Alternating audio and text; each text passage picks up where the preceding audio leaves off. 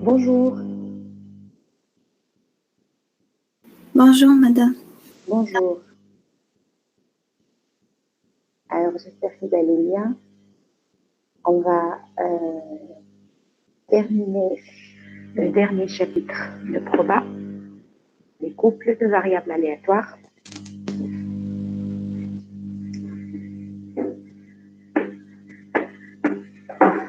Donc, la semaine dernière, nous avons défini ce que c'est qu'un couple de variables aléatoires. J'ai dit donc, il suffit juste de considérer deux variables aléatoires X et Y définies sur le même espace fondamental. Donc, toutes les deux, elles découlent d'une même expérience aléatoire qui me donne un espace fondamental oméga.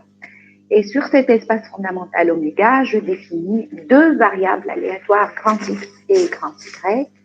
Donc, on s'intéresse dans tout ce chapitre à des variables aléatoires discrètes, mais sachez bien sûr qu'on peut aussi s'intéresser à des variables aléatoires continues. Alors, le couple grand X, grand Y s'appelle un couple aléatoire discret. À ce couple-là, on a vu qu'on peut associer trois types de lois, trois genres de lois, une loi conjointe et deux lois marginales. La loi conjointe, je dis la loi conjointe du couple XY et les deux lois marginales du couple XY. Alors, les lois marginales du couple XY, ce n'est autre que la première loi, la loi de X, la deuxième loi, c'est la loi de Y, tout simplement. Okay.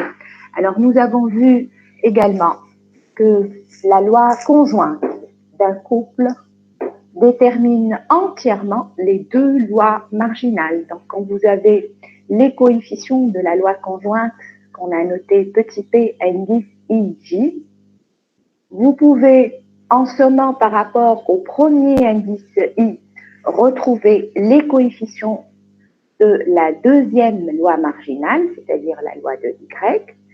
Sinon, vous pouvez sommer par rapport au premier indice I et par rapport au deuxième indice J, pardon, et vous avez les coefficients de la première loi marginale, c'est-à-dire la loi de grand X. D'accord ? Nous avons précisé également les lois conditionnelles et la définition de la fonction de répartition d'un couple. Et nous avons terminé la dernière fois le cours avec la définition de deux variables aléatoires indépendantes. Alors, et dans le cas de deux variables aléatoires indépendantes, nous avons montré que tout simplement, il s'agit de dire que les coefficients de la loi conjointe sont donnés par le produit des coefficients des deux lois marginales. Donc, petit p indice IJ, qui est la probabilité de l'événement X égale XI inter Y égale YJ, est égal au produit de la probabilité de l'événement X égale XI fois la probabilité de l'événement Y est égal à YJ. Et ceci, bien sûr, est vrai, quels que soient les événements X égale à XI et Y égale à YJ. Et je ne sais pas si je l'ai dit la dernière fois ou pas, donc il suffit juste de donner un contre-exemple, c'est-à-dire si vous trouvez un XI qui appartient à X d'oméga, l'ensemble des valeurs prises par oméga, et si vous arrivez à trouver un YJ qui appartient à grand Y d'oméga, tel que le produit de probabilité de l'événement X égale XI fois la probabilité de l'événement Y égale à YJ est différent de petit p indice J, il suffit juste de trouver un contre-exemple pour pouvoir affirmer que deux variables aléatoires ne sont pas indépendantes. D'accord ? Bon, alors maintenant, on va continuer avec les opérations sur les variables aléatoires. Donc, quand j'ai deux variables aléatoires, grand X et grand Y, définies sur un même espace fondamental, quelles sont les opérations que je peux considérer ? Et normalement, vous deviez vous dire que théoriquement, ce paragraphe devait être donné, enseigné, quand on avait vu les variables aléatoires. Alors, vous allez voir tout de suite qu'on a besoin de la notion de couple de variables aléatoires pour pouvoir définir certaines opérations sur les variables aléatoires. Pourquoi? C'est pour cette raison que ce paragraphe se situe à ce stade-là du programme. Alors, on va commencer tout d'abord par la multiplication par un réel. La première opération que l'on va voir ensemble, ça va être la multiplication par un réel. Donc, je pars d'une variable aléatoire grand X définie sur oméga et je vais prendre un réel K quelconque. Je vais définir la nouvelle variable aléatoire grand K que je note K point X. Donc, je multiplie grand X, la variable aléatoire grand X par le réel K. C'est tout simplement la variable aléatoire grand K qui est définie également sur l'espace fondamental oméga, qui a un petit oméga à un événement élémentaire petit oméga fait associer le réel K d'oméga qui vaut petit k fois X d'oméga, tout simplement. Donc, naturellement, je définis la multiplication d'une variable aléatoire par un réel exactement comme dans le cas d'une fonction quelconque. Alors, nous avons déjà vu que l'espérance de AX, c'est A fois l'espérance de X, et que la variance de AX pour un réel A, c'est A au carré fois la variance de X. Donc, ces caractéristiques-là ont été déjà traitées et calculées auparavant. D'accord? Bon, alors la deuxième opération que l'on peut faire sur les variables aléatoires, ça va être la somme de deux variables aléatoires. Alors, si je pars, bien sûr, de X et Y, deux variables aléatoires définies sur oméga, je vais définir la somme grand Z de la manière suivante. Donc, naturellement, à un oméga, à un événement élémentaire petit oméga, je vais associer grand Z d'oméga qui vaut grand X d'oméga plus grand Y d'oméga. Alors, je voudrais préciser quelle est la loi de grand Z. La loi de grand Z, c'est-à-dire, je voudrais préciser la probabilité d'un événement grand Z égale à petit z. C'est ça la loi de grand Z. Hein. Grand Z, c'est une variable aléatoire discrète et je me propose de déterminer sa loi. Bon. Alors, tout d'abord, quelles sont les valeurs prises par grand Z? Donc, si je note grand X d'oméga, l'ensemble des valeurs prises par grand X, comme grand X est une variable aléatoire discrète, donc je peux noter X0, X1, X2 jusqu'à Xn dans le cas général. La même chose pour Y d'oméga, c'est un ensemble qui est discret, donc je note Y0, Y1, YJ, l'ensemble des valeurs prises par grand Y. Ok, ces notations, je vais les prendre pour toute la suite du chapitre. Hein. Alors, quand je fais la somme de X oméga plus Y de oméga, bien sûr, l'ensemble des valeurs prises par grand Z sera donc IZ donné par, donc si je prends un petit z qui appartient à Z d'oméga, l'ensemble des valeurs prises par grand Z, je vais considérer IZ, l'ensemble des indices IJ, de manière, les indices IJ, c'est-à-dire les entiers naturels IJ de N2, tels que XI plus YJ est égal à Z, et que la somme de XI plus YJ est égale à Z. Donc, la probabilité, avant de passer à la probabilité de l'événement grand Z égale à petit z, définissons d'abord ce que c'est que l'événement grand Z est égal à petit z. Donc, grand Z est égal à petit z, c'est l'événement grand X plus grand Y égale à petit z. Donc, par définition, je sais que ça va être l'ensemble des petits oméga, tels que X de oméga plus Y de oméga égale à petit z. Donc, ça va être la réunion sur tous les indices IJ qui appartiennent à l'ensemble I indice Z que je viens juste de définir. C'est quoi l'ensemble I indice Z? C'est tous les IJ tels que XI plus YJ. Quand je fais la somme, ça me donne petit z. Donc, ça va être la réunion sur tous les IJ qui appartiennent à IZ, tels que grand X égale à XI, inter grand Y est égal à YJ. Okay, de manière à ce que quand je fais la somme de XI plus YJ, ça me donne exactement petit z. Alors, c'est une réunion d'événements 2Z distincts. Donc, quand je passe au calcul de la probabilité, je peux me permettre de dire que la probabilité de la réunion, c'est la somme des probabilités. Donc, la probabilité de l'événement grand Z égale à petit z, ça sera tout simplement la somme sur IJ, pas n'importe quel IJ, c'est les indices IJ qui appartiennent à IZ, des coefficients petit p indice IJ. OK? Donc, voilà comment est donnée la loi de grand Z. Et vous voyez que pour déterminer la loi de la somme, n'oubliez pas, grand Z, c'est la somme de X plus Y. Donc, pour déterminer la loi de la somme, j'ai besoin de connaître ces coefficients-là, les coefficients de la loi conjointe du couple XY. C'est pour cette raison, d'ailleurs, que tout à l'heure, je vous ai dit que pour définir la somme de deux variables aléatoires, on doit d'abord passer par la définition d'un couple de variables aléatoires. Bon, alors, ce cas qu'on vient juste de traiter, le cas général, pourrait être encore plus précis, pourra préciser les choses dans le cas où j'ai deux variables aléatoires à valeur dans grand N et qui soient en plus indépendantes. D'accord? Donc, il manque ici l'hypothèse de l'indépendance dans l'énoncé de cette proposition-là. Donc, je vais la rajouter.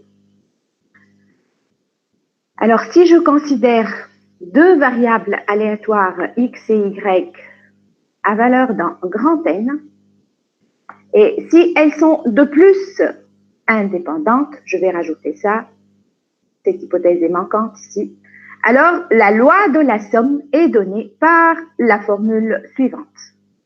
Donc, je peux être encore plus précis concernant la loi de la somme que l'on vient juste de calculer tout à l'heure. Bon, alors je m'explique, on va démontrer ce résultat. Donc, je me place dans le cas où grand X et grand Y sont à valeur dans grand N. Donc, X d'oméga varie de 1, 2, N jusqu'à l'infini. La même chose, Y de oméga. Donc, quand je fais la somme, l'ensemble des valeurs prises par la variable aléatoire X plus Y sera aussi égal à grand N. N'est-ce pas? Quand je fais la somme, si grand X d'oméga c'est N et grand Y d'oméga c'est N, grand X plus grand Y d'oméga sera aussi égal à N. Vous êtes tous d'accord? Si X de oméga, c'est pas N. Si X de oméga, c'était N étoiles. Et Y de oméga, c'était N. Quel serait l'ensemble des valeurs prises par X plus Y? Je répète N ma étoiles. question. Exactement. Donc, si X de oméga, c'était N étoiles, c'est-à-dire si l'ensemble des valeurs prises par grand X, c'était 1, 2, 3 jusqu'à l'infini. Et si Y de oméga, c'était N, donc je pars de 0 jusqu'à l'infini. Quand je fais la somme, bien sûr, l'ensemble des valeurs prises par X plus Y, ça sera N étoiles et non pas N. D'accord? Donc, faites toujours attention ici. Pour préciser l'ensemble des valeurs prises par X plus Y, vous devez bien sûr faire attention à l'ensemble des valeurs prises par grand X et l'ensemble des valeurs prises par grand Y. OK? Bon, alors, je reviens à ce qu'on veut faire. Donc, n'oubliez pas, je veux préciser la loi de X plus Y. Donc, tout d'abord, je vais préciser quel est l'événement X plus Y est égal à N pour pouvoir après déterminer sa probabilité. Bon. Alors, là, c'est très bien expliqué. Donc, je prends l'événement X plus y est égal à n. Par définition, c'est l'ensemble des événements élémentaires petit oméga tels que x plus y d'oméga est égal à n. Donc, c'est l'ensemble des petits oméga tels que x d'oméga plus y d'oméga est égal à n. Alors, pour que la somme soit égale à n, comme grand X est à valeur dans grand N et grand Y est à valeur dans grand N, donc, le petit n, cette somme-là, comment je pourrais la décomposer? Soit j'écris, par exemple, c'est 0 plus n, ou 1 plus n moins 1, ou 2 plus n moins 2, ou dans le cas général, k plus n moins k. Et k va varier de 0 jusqu'à n. D'accord? Je suis juste en train de décomposer, d'écrire les différentes possibilités de cette somme qui vaut n, sachant que grand X de oméga varie dans n et grand Y d'oméga varie dans n. Donc, pour avoir une somme qui vaut ici petit n, ça va être soit 0 plus n, soit 1 plus n, soit 1 plus n moins 1, pardon, soit 2 plus n moins 2, soit dans le cas général, k plus n moins k. Je peux arriver jusqu'à n plus 0. C'est ce qui est marqué ici, dans cette troisième ligne. Donc, c'est la réunion des petits oméga tels que grand X d'oméga égale k et grand Y d'oméga égale n moins k pour k qui varie de 0 jusqu'à n. Pour k égale 0, ça va faire 0 et n. Pour k égale à 1, ça va faire 1 et n moins 1. Pour k égale à 2, ça va faire 2 et n moins 2. Pour k égale à n, ça va faire n et 0. N'est-ce pas? OK? Bon. Alors, dans cette décomposition de cet événement, il faut toujours faire attention à l'ensemble des valeurs prises par grand X et l'ensemble des valeurs prises par grand Y. OK? Bon. Donc, finalement, ici, ce que j'obtiens ici, cet événement qui a été explicité là, il correspond tout simplement à l'événement X est égal à K, inter Y est égal à N moins K. OK? Donc, l'événement X plus Y est égal à N. C'est la réunion des événements X égale K, inter Y est égal à N moins K, où K varie de 0 jusqu'à N. C'est une réunion d'événements 2 à 2 distincts. Donc, je peux appliquer la probabilité et dire que la probabilité de la réunion, ça va être la somme des probabilités, c'est ce qu'on a mis ici. Donc, la probabilité de l'événement X plus Y est égale à N, ça va être la somme de toutes ces probabilités-là. Et j'ai une somme de coefficients de la loi conjointe. Là, c'est bien sûr ce que vous avez ici, la probabilité de l'événement X égale K, inter Y est égal à N moins K. Ça, c'est petit p, n10, k et n moins k, les coefficients de la loi conjointe. Et maintenant, je vais exploiter l'indépendance des événements. Donc, j'ai dit, je vais partir de grand X et grand Y, deux variables aléatoires indépendantes. Hein. Donc, je sais que comme elles sont indépendantes, la probabilité de l'événement X égale K, inter Y est égal à N moins K, c'est le produit des probabilités, c'est-à-dire c'est la probabilité de l'événement X égale K fois la probabilité de l'événement Y est égale à N moins K. Et de cette manière, donc vous avez la loi de la somme X plus Y de deux variables aléatoires grand X et grand Y qui sont indépendantes et qui prennent des valeurs dans grand N. OK? Bon. Donc, l'indépendance m'a permis de passer de la loi conjointe au produit des deux lois marginales. Et l'ensemble des valeurs prises par grand X et grand Y, c'est lui qui m'a permis de déterminer exactement l'initialisation de cette somme-là.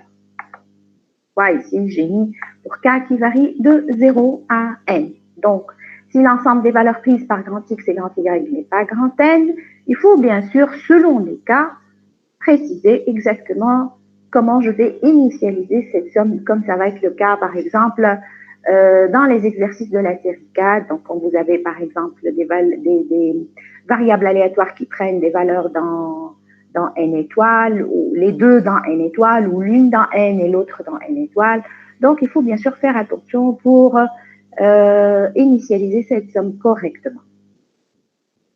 OK? Bon, alors comme exemple, vous avez l'exercice 2 de la série 4. Donc, on montre que si vous avez deux variables aléatoires, grand X et grand Y, et si l'une suit une loi de Poisson de paramètre lambda 1 et l'autre une loi de Poisson de paramètre lambda 2, alors on montre que X plus Y suit encore une loi de Poisson et son paramètre, ça va être la somme des deux paramètres, le paramètre de grand X plus le paramètre de grand Y. OK? Bon, vous pouvez faire donc les exercices 2, 3, 4 et 5. OK? Donc maintenant qu'on avait vu la loi de la somme, vous pouvez faire les exercices 2, 3, 4 et 5 de la série 4. Alors, je vous rappelle que nous avons défini au chapitre 3 les moments de fonction de variables aléatoires discrètes de la manière suivante. Donc, on a vu que si je prends une variable aléatoire discrète et définie sur un espace fondamental oméga, et si je prends une fonction g, fonction à valeur réelle quelconque, alors nous avons vérifié, nous avons donné et admis le résultat suivant. Le g rond x est également une variable aléatoire discrète et l'espérance de g rond x, qui est notée aussi g de x, sera donnée tout simplement par la formule suivante. L'espérance de g de x, c'est la somme de g de xi, probabilité de l'événement x est égale à xi, où les xi varient dans grand X d'oméga, l'ensemble des valeurs prises par grand X. Si je prends G qui vaut l'identité, je vais avoir G rond X qui est égal à grand X, et donc je vais avoir tout simplement la définition de l'espérance de X. L'espérance de X, c'est la somme de xi, probabilité de l'événement X est égal à xi. Alors pourquoi je rappelle ce résultat qu'on a déjà vu auparavant? Parce que je dis tout simplement que ce qu'on a fait pour une variable aléatoire grand X, je peux le généraliser à un couple de variables aléatoires XY, d'accord? Donc je dis que par analogie, cette notion peut être généralisée à un couple de variables aléatoires XY. Elle peut être généralisée de la manière suivante. Donc si je considère une fonction g, cette fois-ci, qui a deux variables et à valeur réelle, que je peux considérer la fonction g rond xy, d'accord? Donc, g rond xy sera donné par g rond xy, tout d'abord, sera une variable aléatoire discrète, parce que xy, le couple xy, il est défini sur oméga, il est à valeur dans x d'oméga croix y d'oméga. C'est-à-dire, il est à valeur dans un ensemble de R2, n'est-ce pas? Et petit g, c'est une fonction à deux variables, donc elle est définie de R dans R2, elle est à valeur dans R. Donc, quand je fais la composée de petit g avec le couple xy, ce que j'obtiens, c'est une fonction qui a un petit oméga qui appartient à un grand oméga, c'est associer le réel G au point X d'oméga, Y d'oméga. Donc, en fait, je vais obtenir une variable aléatoire discrète qui est donnée, donc dont l'espérance est donnée plutôt par la formule suivante. Donc, c'est une formule qui ressemble beaucoup à celle qu'on a vue tout à l'heure, sauf que, bien sûr, ici, au lieu d'avoir une fonction petit g qui a une seule variable, là, vous avez une fonction petit g qui a deux variables. Donc, je vais avoir g de xi, yj fois les coefficients p indice ij, et je fais une double somme, une somme sur i et une somme sur j. D'accord? Donc, je fais une double somme sur tous les xi qui appartiennent à x d'oméga et tous les yj qui appartiennent à y de oméga. Bon, alors, compte tenu de ce résultat-là, on va montrer tout de suite le résultat suivant qui concerne les caractéristiques de la somme. Donc, si je prends deux variables aléatoires définies sur un même espace fondamental oméga, on va tout de suite prouver que l'espérance de la somme, c'est la somme des espérances. Par contre, la variance de la somme, c'est la somme des variances plus un autre terme que l'on va préciser. D'accord? Donc, on est toujours dans le paragraphe qui concerne la somme de deux variables aléatoires. Tout à l'heure, on a donné la loi de la somme dans le cas général, puis dans le cas de deux variables indépendantes. Maintenant, on va donner les caractéristiques de la somme.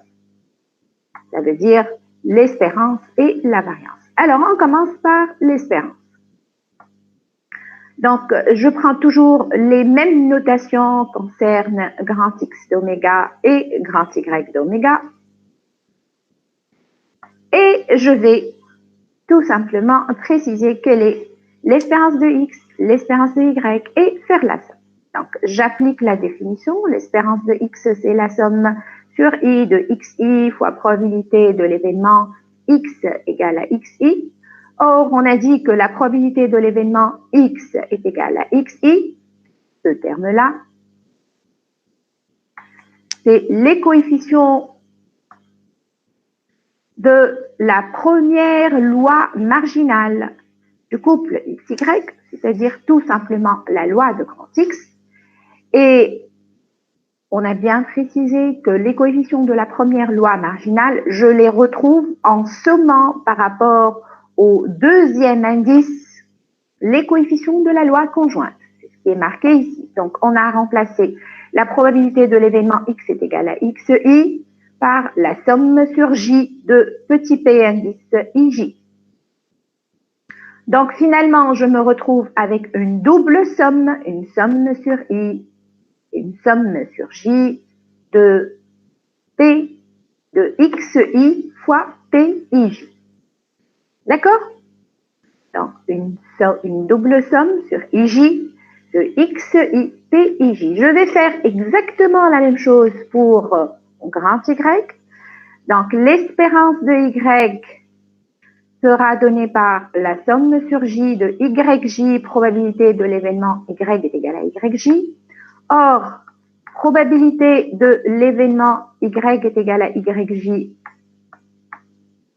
est donnée par la somme sur le premier indice des coefficients de la loi conjointe. D'accord? Probabilité de l'événement grand Y est égale à YJ. Les coefficients de la deuxième loi marginale du couple XY est donnée par la somme sur le premier indice des coefficients petit p indice IJ. Donc, finalement, l'espérance de Y est donnée par la double somme sur I sur J de YJ PIJ. Bon, alors j'ai exprimé l'espérance de X et l'espérance de Y en fonction des coefficients de la loi conjointe du couple XY. Maintenant, quand je fais la somme, donc j'ai deux doubles sommes que je vais sommer. Donc celle-là, c'est la première double somme, correspond à l'espérance de X. Celle-là, c'est la deuxième double somme qui correspond à l'espérance de grand Y. Alors, quand je fais la somme de ces deux doubles sommes, ça va me donner la somme sur IJ de XI plus YJ fois PIJ. Donc, j'ai mis petit p indice IJ, les coefficients de la loi conjointe en facteur. D'accord? Donc, j'ai une double somme sur I et sur J de XI plus YJ, c'est-à-dire de petit g au point XI YJ, où je note petit g, la fonction qui a XY associe la somme X plus Y. D'accord? Donc, l'espérance de X plus l'espérance de Y, c'est la double somme sur I et sur J de G de XI YJ fois petit p indice IJ. Et ça, d'après la formule que l'on vient juste de voir tout à l'heure, ça correspond exactement à la définition même de l'espérance de G rond XY. G du couple XY. D'accord? Donc, l'espérance de grand X plus l'espérance de grand Y, c'est l'espérance de G de XY. Par conséquent, l'espérance de G de XY, bien sûr, c'est l'espérance ici de X plus Y. Par conséquent, on vient de montrer que l'espérance de la somme, c'est toujours égal à la somme des espérances. OK? D'ailleurs, cette formule-là, elle peut se généraliser à 3, à 4 et à n variables aléatoires dans le cas général. N variables aléatoires, bien sûr, définies sur le même espace fondamental.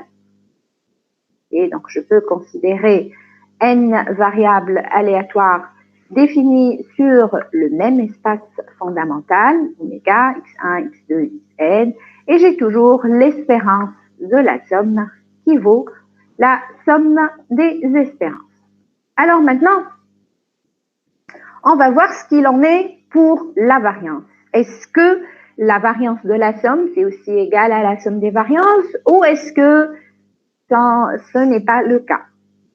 Bon, alors, on va partir de la définition de la variance. Donc, je vous rappelle que la variance, avec sa définition initiale, c'était la somme de xi moins l'espérance de x le tout au carré fois la probabilité de l'événement x égale à xi, et on peut noter ça comme étant l'espérance de x moins e de x le tout au carré. C'est une notation. Il suffit juste ici de considérer la fonction g de x qui vaut petit x moins l'espérance de x le tout au carré. D'accord? Alors, en partant de cette première définition, la définition initiale de la variance, on va calculer la variance de la somme x plus y. Donc, je vais remplacer ici le grand X par x plus y. Vous le voyez ici. Et je vais développer. Donc, j'exploite le résultat précédent, à savoir que l'espérance de la somme, c'est la somme des espérances, ce que j'ai marqué ici. Donc, x plus y moins l'espérance de x moins l'espérance de y, et je vais élever tout ça au carré. Je répète encore, on a utilisé le résultat précédent. Donc, je développe ce carré, je vais avoir x moins e de x, le tout au carré, plus y moins e de y, le tout au carré, plus 2 fois le double produit. OK? Donc, le carré initial ici qui est sélectionné, je l'ai écrit tout simplement comme étant x moins e de x plus y moins e de y, le tout au carré. Ensuite, j'ai écrit donc que c'est x moins e de x au carré plus y moins e de y au carré plus 2 fois le double produit. D'accord? Et maintenant, je vais utiliser toujours la propriété de l'espérance. Donc, je vais avoir, c'est l'espérance de x moins de x au carré. Et ce terme-là correspond à la variance de x, c'est la définition même de la variance de x. Ensuite, l'espérance de y moins e de y au carré. Et ce terme-là correspond à la variance de y. Ensuite, plus 2 fois l'espérance du produit x moins e de x fois y moins e de y. Je vous rappelle que x moins e de x est appelé la variable aléatoire centrée associée à x et y moins e de y est appelée la variable aléatoire centrée associée à y. Donc, en fait, je vois tout de suite et je constate tout de suite que la variance de la somme, ce n'est pas égal à la somme des variances tout court. C'est en fait la somme des variances plus un autre terme. L'autre terme, ici, c'est que je retrouve là, c'est 2 fois l'espérance de x moins e de x fois y moins e de y. Et à partir de là, à partir de cette constatation, les probabilistes ont compris qu'il fallait introduire une nouvelle définition. En fait, il y a ici une entité remarquable qui apparaît dans cette relation qu'il faut définir. D'accord? Donc, cette dernière relation appelle à la définition qui va suivre et on va justement définir ce que c'est que la covariance de 2 variables aléatoires. Donc, je pars de 2 variables aléatoires discrètes définies sur un même espace fondamental oméga. Je suppose que toutes les deux ont un moment d'ordre 2. Alors, on appelle covariance de xy. Donc, on appelle covariance des 2 variables aléatoires x et y. Donc, je rappelle, x et y sont définis sur un même espace fondamental oméga. Alors, la covariance de x et y, c'est tout simplement le réel noté COV pour dire covariance du couple XY, c'est un réel qui est défini de la manière suivante. Donc, c'est le réel défini comme étant l'espérance du produit des 2 variables aléatoires centrées associées respectivement à grand X et grand Y. D'accord? En fait, c'est ce terme-là qu'on a vu apparaître tout à l'heure quand on a voulu calculer la variance de la somme. D'accord? Est-ce que quelqu'un peut me rappeler pourquoi on dit que c'est des variables aléatoires centrées?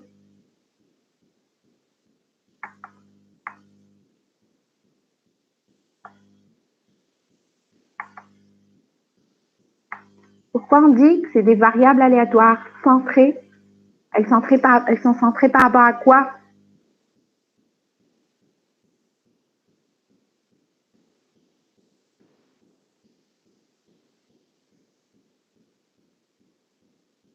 Par rapport à la moyenne?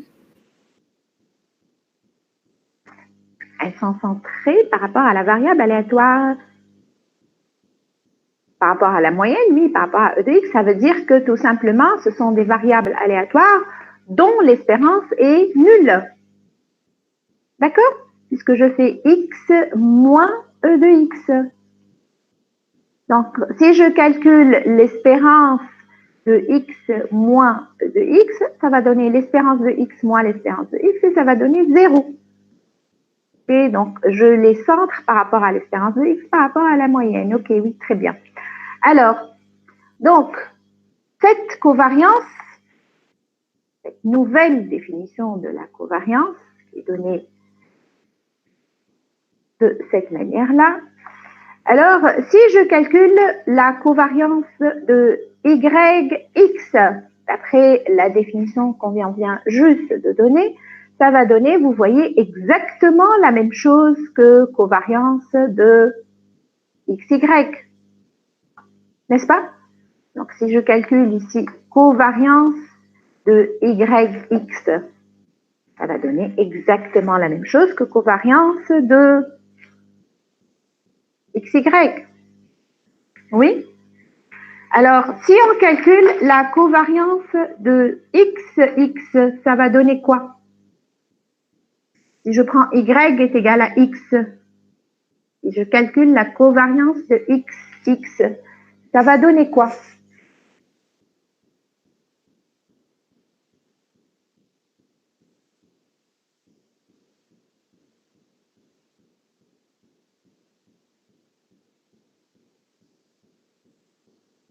V de x. Oui, exactement. Si je remplace y par x, la covariance de xx, ça va être l'espérance de x moins 2x le tout au carré, et ça, c'est la définition même de v de x. Donc, covariance de xx, c'est exactement égal à la variance de x.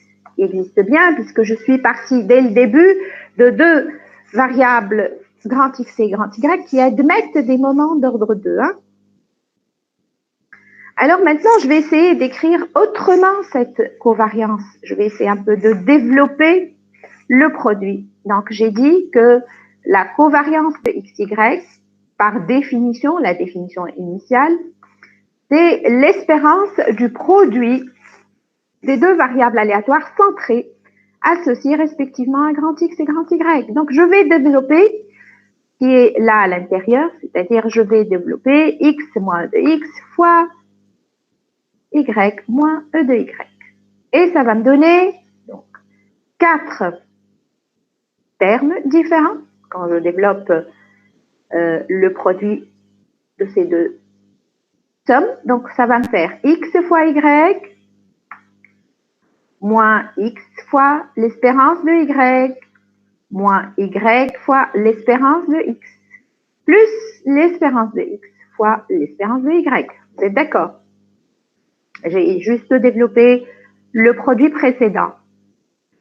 Alors, en tenant compte, bien sûr, des propriétés que l'on connaît déjà sur l'espérance, la covariance de xy donc, sera égale à l'espérance de xy moins l'espérance de x fois l'espérance de y moins l'espérance de y fois l'espérance de x plus l'espérance de x fois l'espérance de y. J'ai utilisé la propriété l'espérance de ax plus b qui est égale à a fois l'espérance de x plus b. Vous vous rappelez, on a déjà montré cette propriété.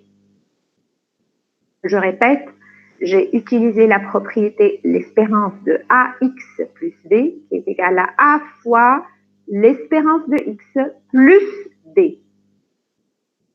D'accord? L'espérance d'une constante, c'est la constante elle-même. Donc, là, par exemple, j'ai l'espérance de xy moins l'espérance de x fois l'espérance de y, puisque là, l'espérance de y, ça, c'est ce qui joue le rôle de a, moins y fois espérance de x, donc ça va faire, je vais faire sortir l'espérance de x à l'extérieur, et ce qui va rester, donc c'est l'espérance de y, et là, j'ai plus l'espérance de cette constante, qui est le produit espérance de x fois espérance de y, et c'est la constante elle-même. Donc, ça vaut l'espérance de x fois l'espérance de y. Bon, alors vous voyez qu'il y a des termes qui vont s'annuler. Et donc, j'ai ici moins espérance de x fois espérance de y dans la covariance, vous voyez. Et là, j'ai plus espérance de x fois espérance de y. Donc, ça va partir. Et finalement, qu'est-ce qui reste? Il va me rester la covariance de xy qui est égale à l'espérance de x fois y moins le produit de l'espérance de x fois l'espérance de y. Et j'obtiens donc ici une deuxième définition de la covariance. Est-ce que vous êtes d'accord? Donc, je suis partie de la définition initiale de la covariance, qui est égale à l'espérance de x moins e de x fois y moins e de y, donc l'espérance du produit des deux variables aléatoires centrées associées respectivement à grand X et grand Y. Et là, j'ai abouti à une deuxième définition équivalente, bien sûr, de la covariance.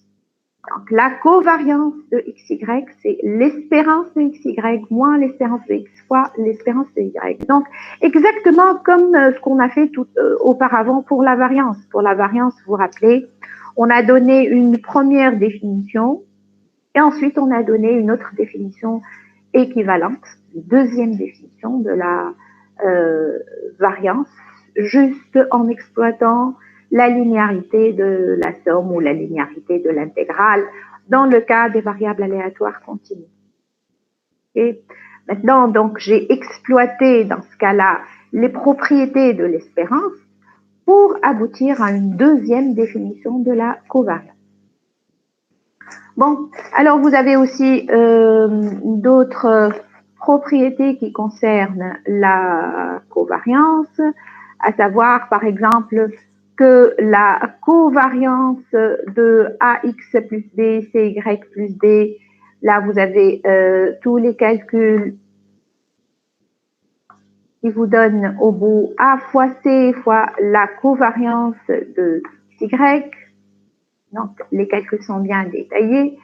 Donc en fait, B et D n'interviennent pas du tout dans le calcul de la covariance. Donc c'est juste A fois C fois covariance de XY. Et vous avez aussi la covariance de AX1 plus BX2Y si vous prenez trois variables aléatoires, X1, X2, Y, qui est égale à tout cela. Donc A fois covariance de X1, Y plus B fois covariance de X2, Y. Vous avez une sorte de distributivité.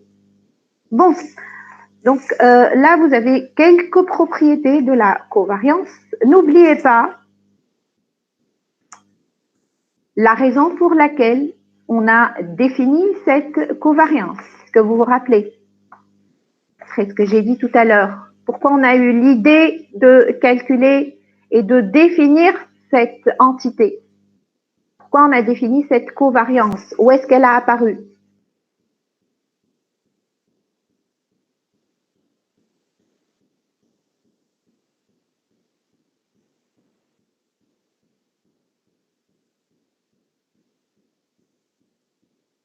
Vous pouvez répondre? Comment on a eu l'idée de définir cette notion de covariance de XY?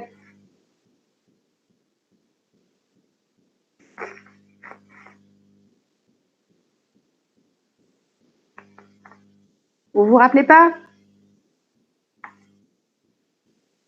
Variance d'X plus Y.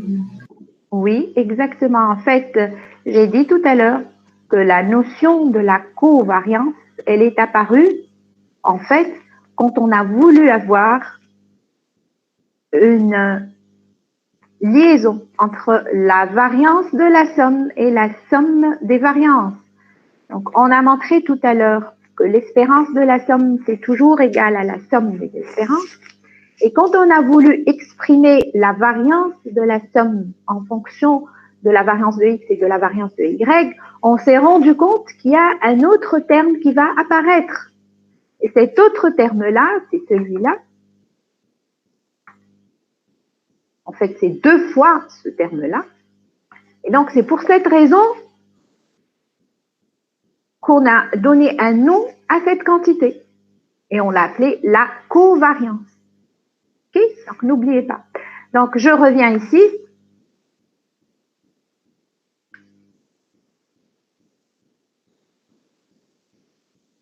à notre proposition. Donc, si je pars de deux variables aléatoires discrètes définies sur un même espace fondamental oméga et que toutes les deux possèdent des moments d'ordre 2, alors la variance de la somme, c'est la somme des variances plus 2 fois la covariance. D'accord? Donc, cette covariance-là, elle va apparaître ici. Bon. Alors, dans cette constatation, dans cette formule qui concerne la variance de la somme, si je prends par exemple le cas particulier où y est égal à x, si je prends ici y est égal à x, je vais avoir quoi? Je vais avoir la variance de 2x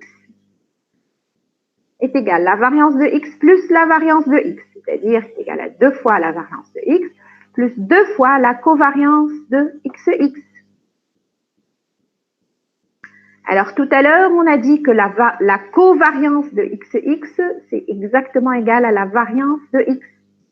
Donc, je vais avoir 2 fois la variance de x plus 2 fois la variance de x. Donc, finalement, je vais avoir la variance de 2x qui est égale à 4 fois la variance de xx.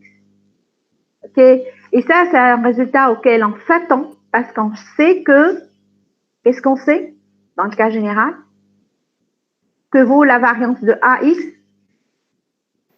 A carré fois la variance de x. Oui. Donc, c'est tout à fait normal ici de trouver la variance de 2x qui vaut 4 fois la variance de x. D'accord? Bon.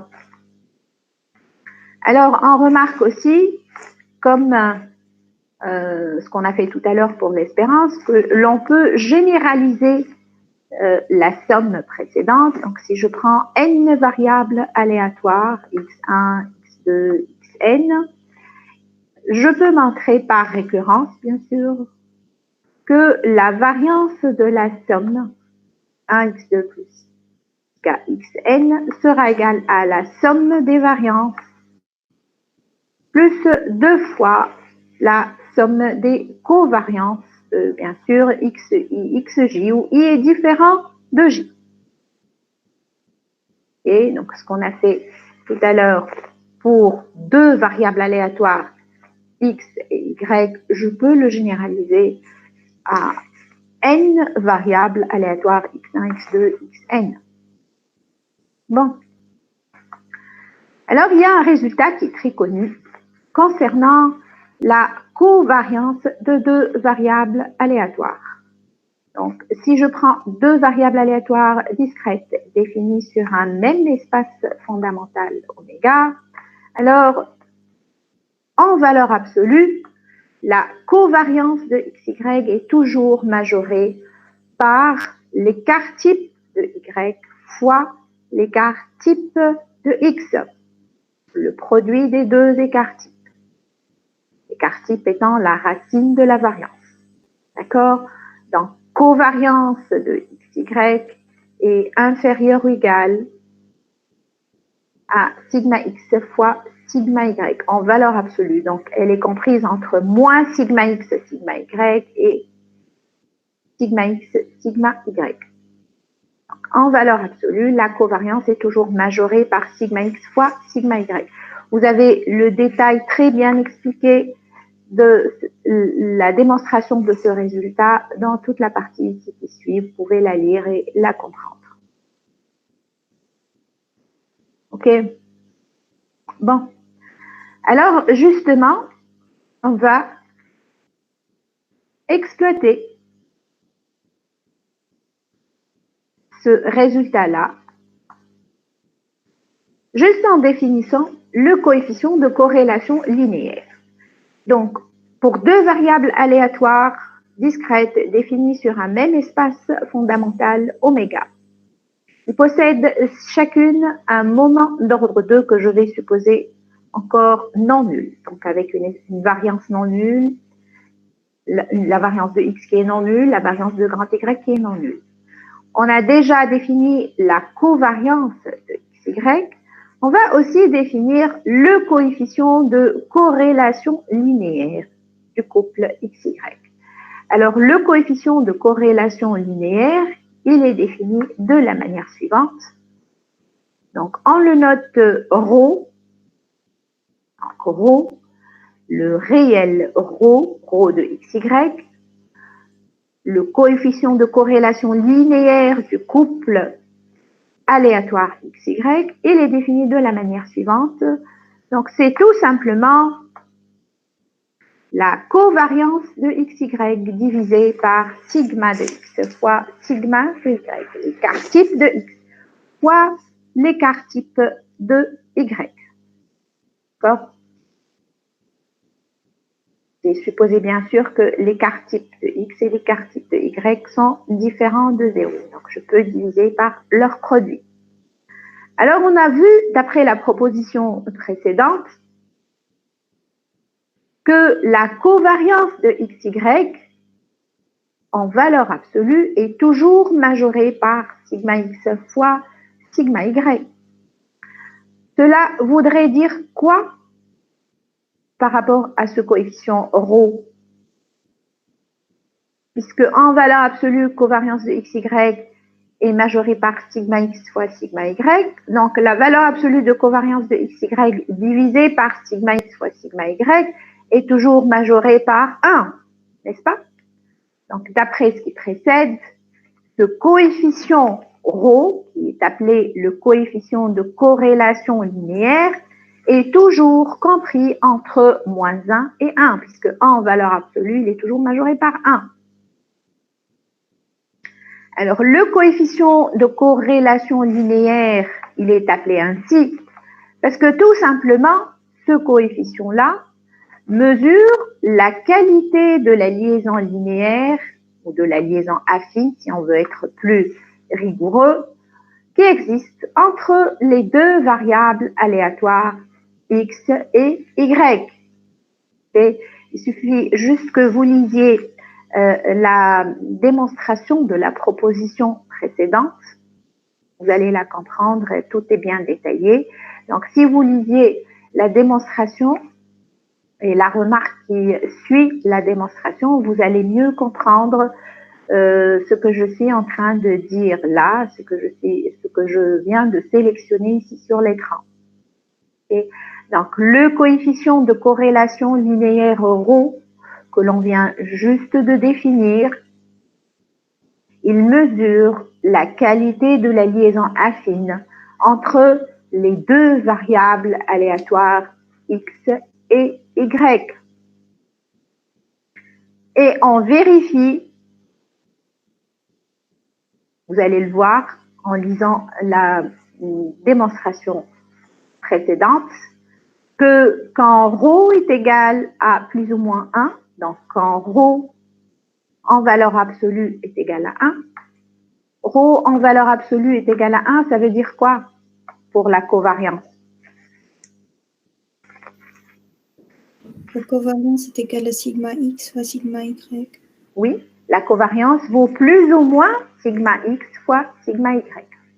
D'accord? Donc, quand la valeur absolue de la covariance est égale à sigma X fois sigma Y, vous allez voir que ça correspond à dire que il existe deux réels A et B tels que Y, la variable aléatoire grand Y, vaut A fois la variable aléatoire grand X plus B.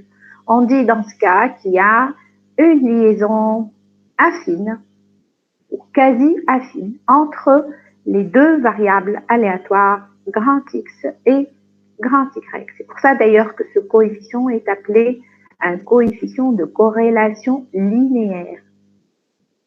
D'accord? Bon. Alors,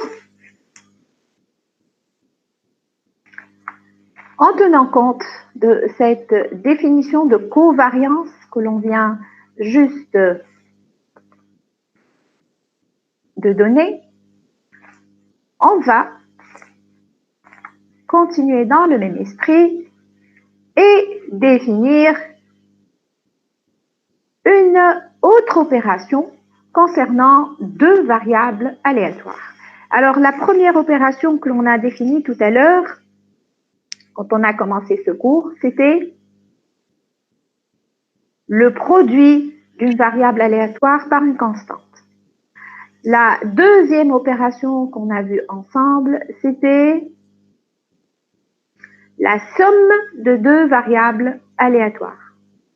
Maintenant, on va voir le produit de deux variables aléatoires. Okay? On va définir une autre opération sur les variables aléatoires qui est tout simplement le produit de deux variables aléatoires.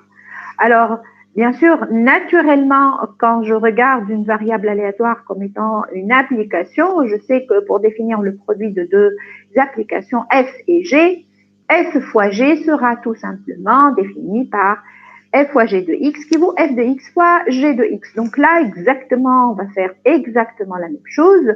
Alors, si je note donc x point y, donc x fois y, le produit des deux variables aléatoires discrètes grand X et grand Y, elle sera définie de la manière suivante. Donc, x point y, c'est la variable aléatoire qui est un événement élémentaire petit oméga, qui appartient à grand oméga, va faire associer x point y d'oméga qui vaut x d'oméga fois y de oméga. On est d'accord? Bon. Alors, l'espérance de x fois y, donc, elle sera définie par la double somme, la somme sur ij, de xi, yj, fois les coefficients p, indice ij. D'accord? Donc, là, j'ai tout simplement utilisé la propriété que l'on a vue tout à l'heure concernant l'espérance de g de xy. Donc, je suis en train d'utiliser cette propriété pour la fonction g qui est le produit. Je parle bien sûr de la propriété qu'on a rappelée tout à l'heure. C'est là.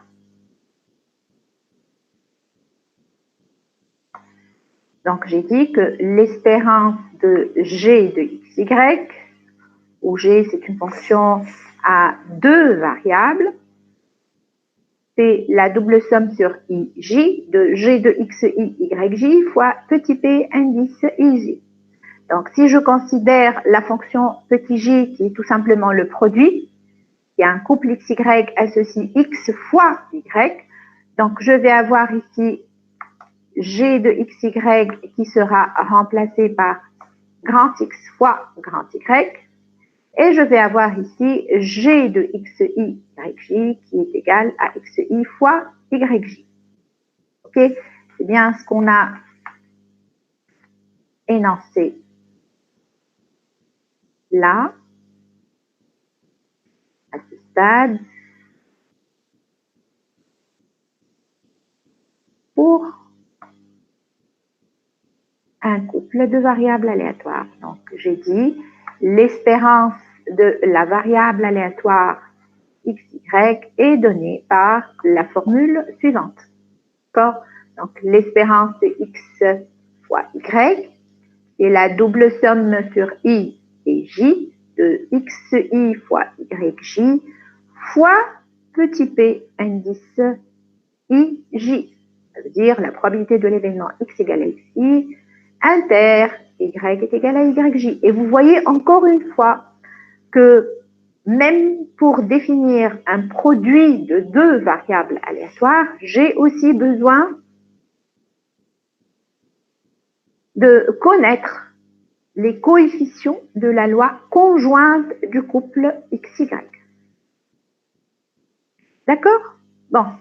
Et je vous rappelle, bien sûr, que cette quantité-là, l'espérance de x fois y, elle apparaît aussi dans la définition de la covariance.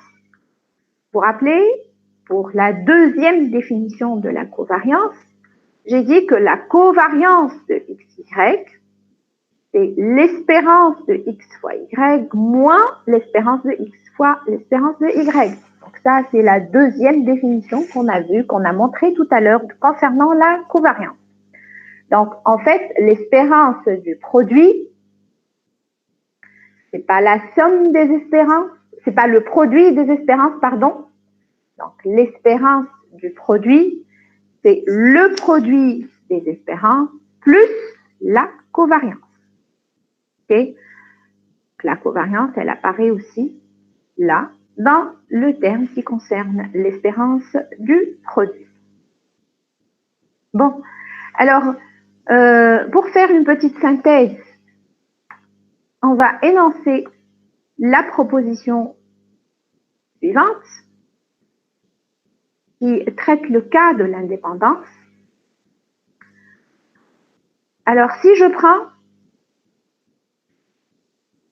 deux variables aléatoires discrètes, x et y, qui sont définies sur un même espace fondamental oméga et qui possèdent chacune un moment d'ordre 2, alors on a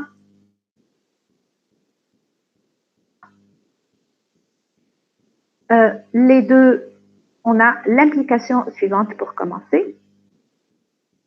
Si x et y sont indépendantes, alors la covariance de xy est égale à 0. Donc, on va montrer tout de suite que cette notion de covariance, elle est étroitement liée à l'indépendance, à la notion de l'indépendance de deux variables aléatoires. Donc, si vous avez deux variables aléatoires indépendantes, alors automatiquement leur covariance est nulle. Bon, alors je pars, pour démontrer ce résultat, je pars de la définition de la covariance. Donc, on a dit la covariance de xy, c'est l'espérance de xy moins l'espérance de x fois l'espérance de xy. Donc, je vais détailler ce que c'est que l'espérance du produit. Alors, l'espérance du produit, en écrivant l'égalité, la définition de l'espérance du produit que l'on vient juste de voir, donc on a dit que c'est la somme sur xi, la double somme sur ij de xi fois yj fois les coefficients de la loi conjointe, ça veut dire la probabilité de l'événement x égale à xi inter y est égal à yj. Or, comme x et y sont indépendantes, je sais que la probabilité de l'intersection, c'est le produit des probabilités. Donc, je peux remplacer la probabilité de l'événement x égale à xi inter y est égal à yj par la probabilité de l'événement x est égal à xi fois la probabilité de l'événement y est égal à yj. Et à ce moment-là, donc bien sûr, je peux séparer les deux sommes qui existent ici dans cette double somme. Donc, je peux mettre que c'est le produit de la somme de xi, probabilité de l'événement x égale à xi, fois le produit de la somme de yj fois probabilité de l'événement y est égal à yj. Il suffit juste de voir que dans la somme, la double somme précédente, je peux mettre en facteur xi fois probabilité de l'événement x est égal à xi. Alors, tout ce terme-là qui est sélectionné, ça correspond exactement à l'espérance de y. Et l'autre terme qui reste, l'autre somme ici, c'est exactement l'espérance de x. Donc, je suis partie de espérance de x fois y. J'ai exploité l'indépendance des deux variables aléatoires x, y pour montrer que ça correspond exactement au produit des espérances. Donc, dans le cas où les deux variables aléatoires sont indépendantes, l'espérance de x fois y, c'est égal à l'espérance de x fois l'espérance de y. On en déduit donc que la covariance de xy est nulle. OK?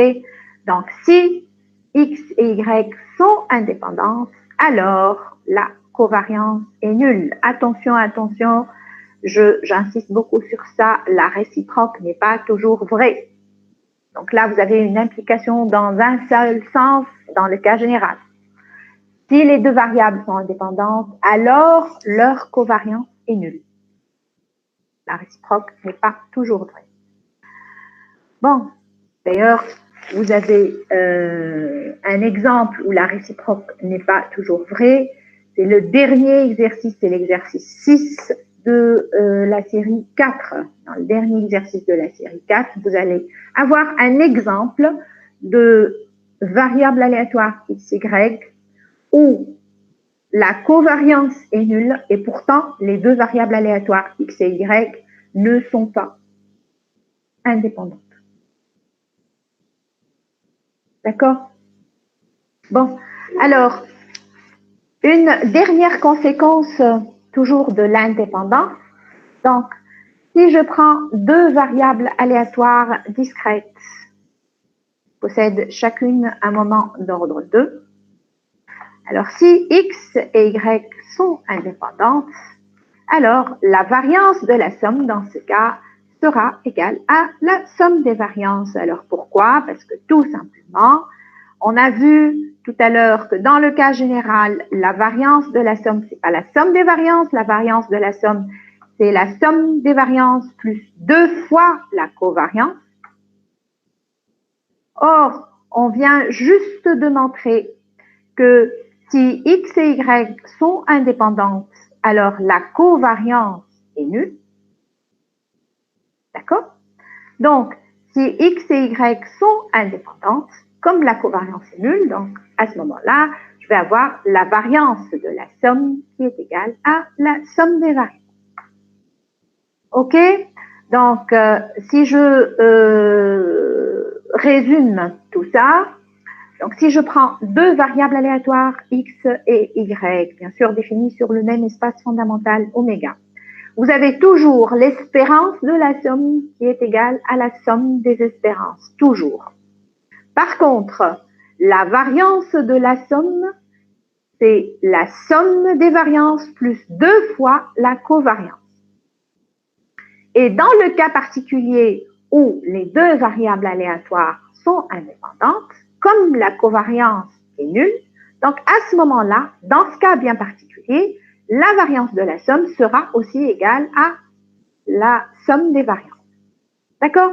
Ce résultat, vous pouvez aussi le généraliser à n variables aléatoires. Donc, quand vous avez n variables aléatoires, on a vu que la variance de la somme, c'est la somme des variances plus 2 fois la somme des covariances. Comme elles sont 2 à 2 indépendantes, les variables aléatoires, vous allez avoir la covariance de xy, xj qui est nulle, et donc vous allez avoir le résultat qu'on vient juste de dire. Donc la variance de la somme qui est égale à la somme des variances quand vous avez des variables aléatoires x1, x2, xn, 2 à 2 indépendantes. OK? Donc, on a terminé avec ce cours-là et ce chapitre. Vous pouvez maintenant faire tous les exercices de la série 4. Je vais mettre d'ici une dizaine de jours, je vous laisse encore donc le soin de réfléchir à ces exercices-là et je vous donnerai bien sûr la correction. Vous allez la recevoir sur la plateforme. Alors, j'espère que vous avez bien compris. Vous allez reprendre tout ça. De toute manière, j'ai bien détaillé le cours.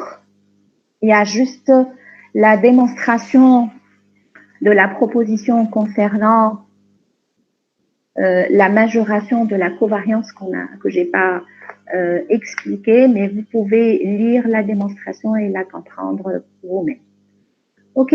Alors, merci.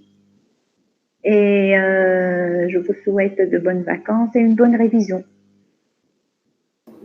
Merci, madame. Oh, de rien. Allez, au revoir. Au revoir et bon courage. Merci. Au revoir. Au revoir.